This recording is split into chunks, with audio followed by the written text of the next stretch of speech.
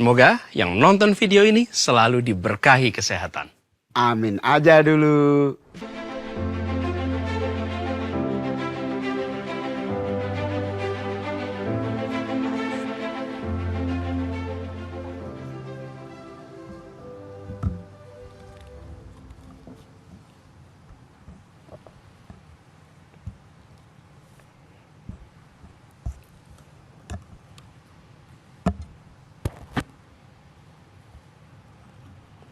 Assalamualaikum warahmatullahi wabarakatuh.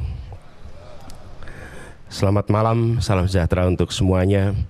Yang kami hormati Ketua KPK Bapak Nawawi Pomolango dan seluruh pimpinan KPK, Ketua KPU yang saya hormati, Ketua Bawaslu, Ketua DKPP, yang kami hormati Kapolri atau yang mewakili, Jaksa Agung atau yang mewakili, yang kami hormati pasangan calon nomor 02 Bapak Prabowo Subianto, Bapak Gibran Rakabuming Raka, dan pasangan calon nomor urut 3 Bapak Ganjar Pranowo dan Bapak Mahfud MD, dan seluruh pimpinan partai, perwakilan partai pengusung, dan hadirin sekalian. Izinkan kami merespon apa yang tadi disampaikan oleh KPK. Kami melihat persoalan yang sama seperti tadi dipaparkan, bahwa komitmen untuk memberantas korupsi harus mulai dari puncak, dari yang paling atas. Dan kita menyadari Indonesia seperti yang disampaikan didirikan oleh orang-orang yang berintegritas.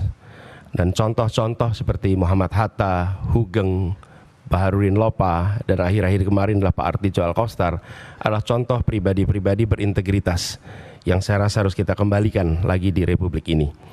Ini persoalan yang amat serius, yang tidak boleh kita anggap enteng dan sederhana. Tadi disampaikan tentang Corruption Perception Index yang menurun, SPI, IPAK yang tadi ditunjukkan.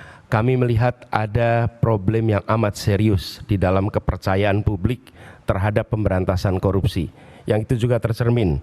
Bulan lalu ada survei CSIS terhadap lembaga-lembaga pemerintahan, dan di antara lembaga pemerintahan paling rendah kepercayaan adalah DPR, dan di atas DPR adalah KPK. Justru KPK bukan lembaga yang paling dipercaya, tapi termasuk lembaga yang paling rendah kepercayaannya. Karena itu kami ke depan berkomitmen untuk bisa melaksanakan beberapa hal. Pertama adalah mengembalikan kepercayaan publik, mengembalikan KPK menjadi institusi yang memiliki kekuatan dan memiliki kemampuan untuk menindak seluruh tindakan pelanggaran korupsi. Dan ini dari aspek apa? Satu, undang-undangnya. Kita ingin mengembalikan agar KPK berwibawa lagi secara legal seperti dulu. Dan ini artinya merevisi undang-undang KPK. Kami ingin agar revisi ini akan bisa mengembalikan KPK kepada posisi yang kuat. Yang kedua adalah standar etika yang tinggi di tubuh KPK. Kita ingat era di mana KPK datang di sebuah tempat, tidak mau ikut makan, tidak mau ikut kegiatan-kegiatan yang didanai di luar KPK.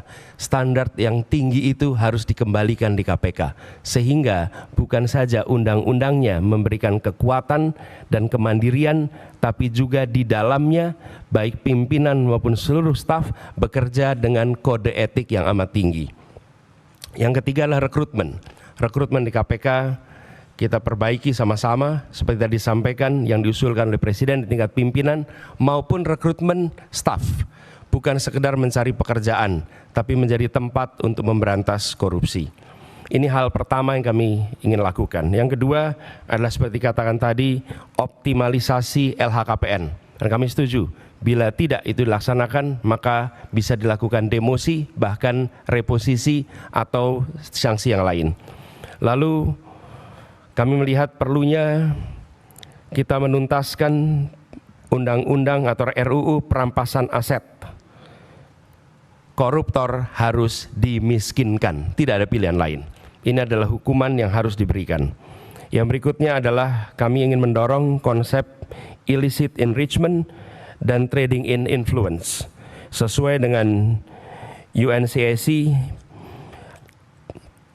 yang harapannya nanti akan menjadi arus utama dalam pemberantasan korupsi. Lalu yang tidak kalah penting, kami berencana untuk mendorong pengesahan RUU pendanaan politik.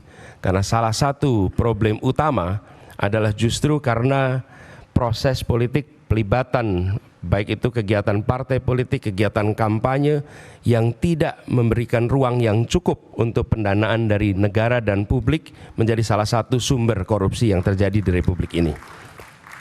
Kemudian kita berencana untuk memberikan hadiah yang layak bagi pemburu koruptor, sehingga yang memburu koruptor bukan hanya aparatur dari KPK, kepolisian, dan kejaksaan, tapi semua pihak yang ikut melaporkan, memburu, mereka mendapatkan reward yang setara.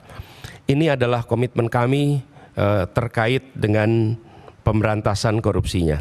Yang berikutnya adalah terkait dengan sektor-sektor utamanya. Pemberantasan korupsi harus diselesaikan di semua sektor. Tapi kami melihat ada beberapa sektor utama yang harus diawalkan. Pertama adalah aspek pendapatan negara. Kami melihat penting sekali adalah aspek ini dilakukan tindakan yang serius.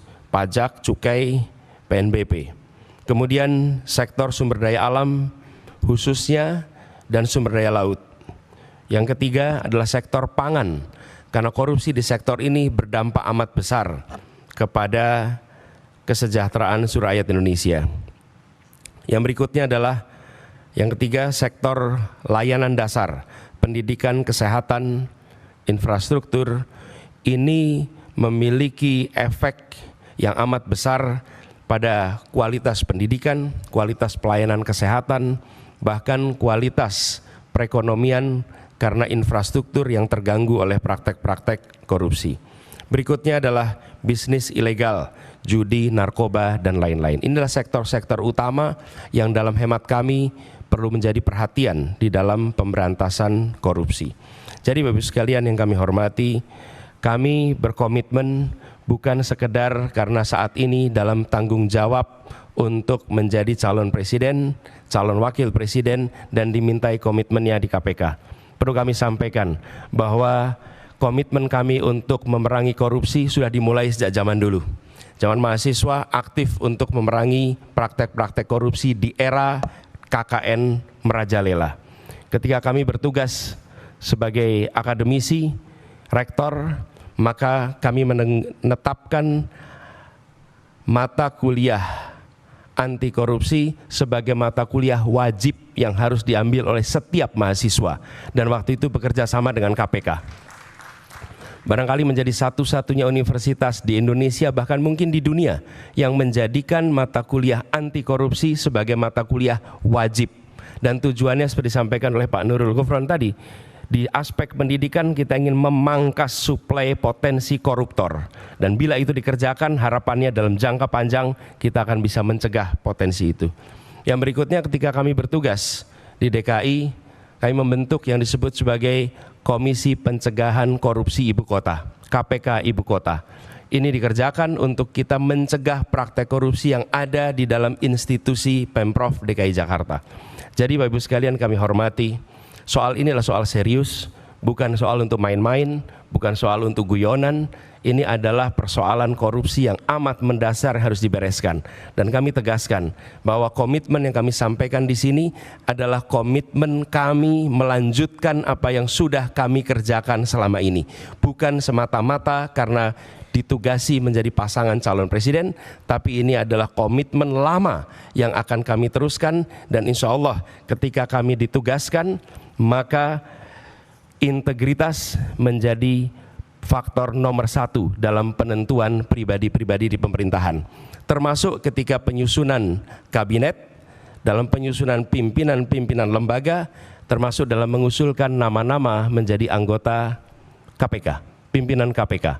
Ini semua bagian dari komitmen kita untuk mengembalikan agar kepercayaan rakyat pada pemimpin, kepercayaan rakyat kepada pemerintahan bisa pulih kembali, dan dengan kepercayaan itu kami yakin Indonesia akan bisa meraih semua yang dijanjikan oleh kemerdekaan. Seperti yang disampaikan tadi, 4 hal itu hanya akan bisa tercapai apabila kita memiliki komitmen untuk menjunjung tinggi integritas, kompetensi.